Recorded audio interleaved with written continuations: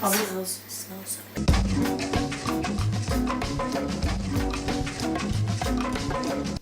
Now we're going to be making chorizo in honey and red wine. That's it. So what did you do with the chorizo beforehand? So we've put the chorizo whole in the pan, just with some red wine, and then just simmered it off for about 10-15 minutes, just so it's getting nice colour on the outside, and then also it gives it a little bit of extra flavour just to go in there. So now all we need to do is add like about a tablespoon or so of balsamic vinegar. Okay, cool. And then we're going to add some honey as well. Today we're using the Bee Farmer honey, which is Leicestershire honey from Ashby. And we got this from Gelato Village in the city centre, because they use it in their gelato as well. Yeah. So really nice to have local honey, Yeah. proper Leicestershire produce. So we'll stick a good couple of spoonfuls. So literally just 3 ingredients: honey, balsamic and red wine. Yeah. The chorizo that we already started to simmer off, so you can see that went nice and dark. Yeah, it's got the nice outside. Yeah. Super yum. And quite frankly, if you can cook with wine, then that's a good thing too. Yeah. And always use a wine that you are prepared to drink. If you don't want to drink it, why are you going to want to eat it? It doesn't make any sense. Just mix all of that up, put it in the oven, forget about it on a kind of medium to low heat. And then by the time we're done, all that's going to have reduced down into like a really sticky, luxurious glaze. Yum. Lovely. For our next tapas dish, we're going to be making patatas bravas. So, for patatas bravas sauce, olive oil. So you just kind of want maybe like a tablespoon of olive oil. Yeah, that sounds about right. And we've got some diced onions. We're going to sweat down the diced onions. Just chop them nice and small. And well, while they're sweating down, we're going to add the garlic. And then some spices, paprika and smoked paprika, and some chili flakes. Bit of chilli, yeah. And the sherry. So we've got what kind of sherry would you recommend for this? So what we've got here is a Fino sherry. So that's like the dry sherry. We were actually using an extra dry, so it's and it's like white as well as Fino. Yeah. Well, all sherry is made with white grapes. Okay. But it all every day's a school day. So it totally depends on like how it's actually matured and aged and fortified. Depends on how dark it is, and how dark it is can often depend how sweet. And so this one is much lighter, much more elegant, not overly sweet, as opposed to like a cream sherry, which is completely the other end of the spectrum, which is like sweetened, has kind of more of the it's like left longer with exposure to air, so more of the alcohol is evaporating away, making it, you can imagine like making it more syrupy. Yeah, like what we're doing with the chorizo. Yeah. So we're kind of, you're having different kind of styles for different purposes. But this one is beautiful. It has some real kind of almost hazelnutty, maybe a dash of walnut character to it.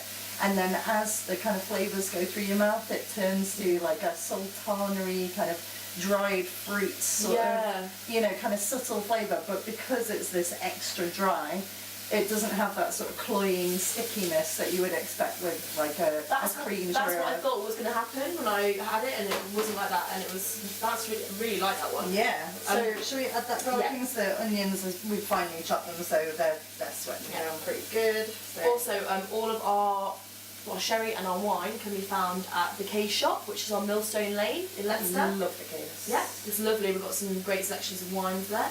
And I actually, your viewers can go and look at my review of the Case, because I used some of their wines for my home wine tasting session for my birthday about a year ago. Yeah, it's fabulous.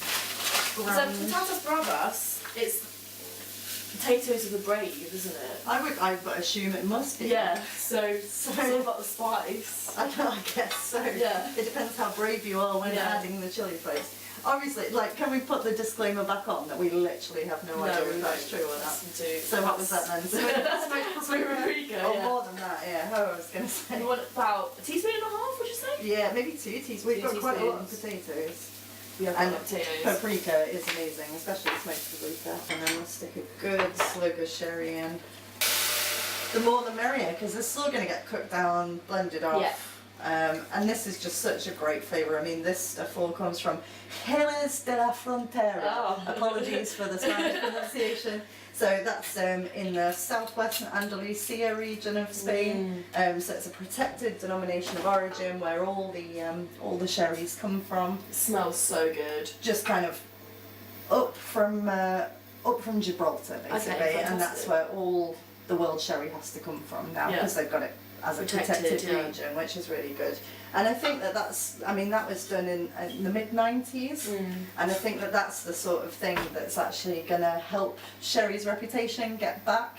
Because like, not spoiling it with their shit sherries, basically. Well, yeah, exactly. Like adding sweetener and like for the British taste. I mean, there's this whole history of English and Spanish kind of interaction that's intertwined. Yeah. But things like this phenone, this one particularly being the extra dry, it's like people are starting to make much more subtle sherries and really to use this kind of particular type of wine to give much more subtle flavour because experiences. they don't have to adhere to this palette that people have kind of set before. Yeah, exactly. Yeah. I mean, like, because we're coming up to Christmas now, this is a great time of year to be kind of, everyone's like, oh, grandma and the sherry, but actually, it's getting a lot more hip than that now, you know? Far be it from me to say what's hip. Okay, so we're just giving that a little bit of a simmer down.